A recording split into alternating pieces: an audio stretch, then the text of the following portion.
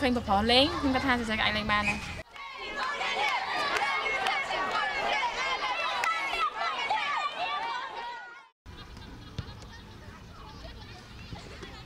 សុភ័ណ្ឌគឺជានារីលេងបាល់ឱបម្នាក់នៅក្នុងចំណោមនារីលេងបាល់ឱបមួយចំនួននៅក្នុងប្រទេសកម្ពុជា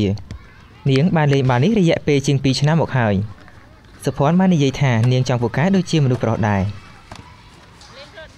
បានខ្ញុំចាប់ដើមលេងកីឡាបាល់ឱបមុនខ្ញុំគាត់ថាខ្ញុំឃើញប្រផលេងខ្ញុំគាត់ថាសរសើរក៏អាចលេងបានដែរសុភ័ណ្ឌបានចាប់ផ្ដើមលេងបាល់ឱបនេះបន្ទាប់ពីគ្រូរបស់នាងសួររកអ្នកស្ម័គ្រចិត្តឲ្យលេងឥឡូវនេះនាងកំពុងធ្វើការហ្វឹកហាត់ជារៀងរាល់សប្តាហ៍ជារៀងរាល់ថ្ងៃក្នុងមួយអាទិត្យគឺពួកខ្ញុំហាត់បានតែ2ម៉ោងគឺនៅថ្ងៃពុធនៅពេលល្ងាចមក9ម៉ោង8សុភ័ណ្ឌបានចូលរួមការប្រកួតជាច្រើនទាំងក្នុងស្រុកនិងនៅឯបរទេស6ឆ្នាំ2007គឺពួកខ្ញុំមានការប្រកួតមួយគឺរវាងជាមួយនឹងកីឡាករ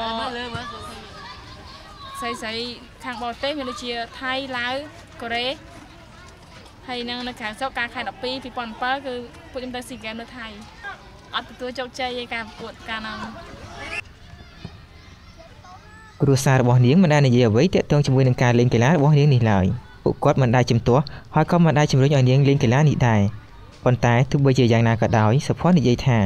នាងនៅតែបន្តលេងកីឡានេះតទៅទៀតបើមានអ្នកគ្រប់គ្រងហើយនឹងលើកទឹកចិត្តគឺខ្ញុំនៅបន្តទៀត